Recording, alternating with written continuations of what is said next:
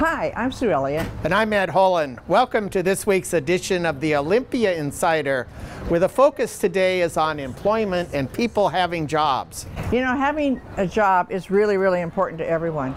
And that's one of the issues we've been following this year. And also, we just got the budget yesterday, and we're going to give you some of the highlights. The House and Senate both published their versions of the operating budget. That's the budget that funds services and supports to people. And the news isn't all that great. I noticed on the budget page there's a lot of frowny thumbs down faces this year. Well, I think yesterday in the hearings it was quite telling when all the other parts of state government were thanking legislators for all the money and the millions of dollars they were getting. And in developmental disabilities, for the 700 people in our institutions, they had $20 million appropriated to them. And if you lived in the community and needed a job or needed respite, you had $5 million. So 44,000 people get $5 million and 700 people get $20 million.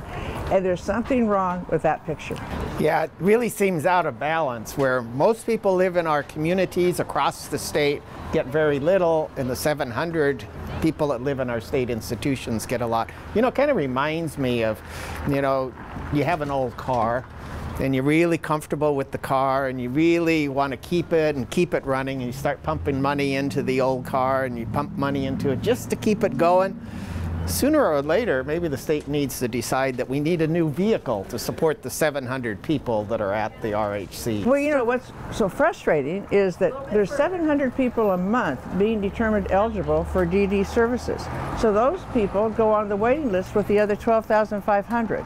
And that's what's so frustrating, because we have so much need and there's so little money, or we're not being paid attention to from the legislature. And one of the primary needs, again, is people having jobs. Let's listen to what some of the participants in Advocacy Day had to say about employment and having a job. So we're so excited to be here advocating for people with disabilities with the people we serve.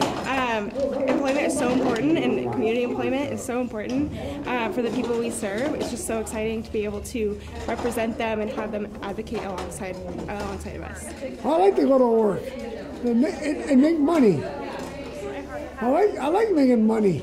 Well, I'm here to represent myself as an individual on the spectrum all the way from Redmond, and I was recently rehired to work at Nintendo, which I'm starting soon, this coming Monday.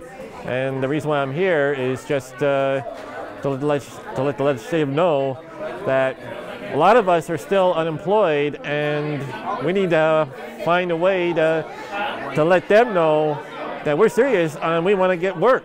We want to get full-time employment, to be treated as equals, getting the living wage going on there too, and we just want to be treated like everyone else. It doesn't matter who you are, everyone deserves a chance to further their career, to further their options in life. I advocate West Seattle QFC, and I like it, and I've been there about 10 years, and I had my 8th year anniversary with the company, so I like it, and I like the people that I work with, and having that experience, having a job, well, it's a lot easier when you have that experience, but without having the experience, it'll be a little bit harder, but you will have to succeed what you do when you have a job. Everyone deserves a chance to have a job, no matter the disability. If they could do the job, then they could do the job. You know, you still have a few weeks to take action.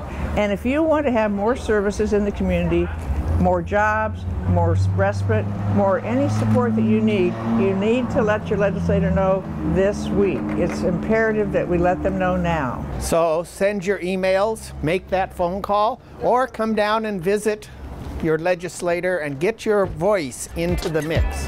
Because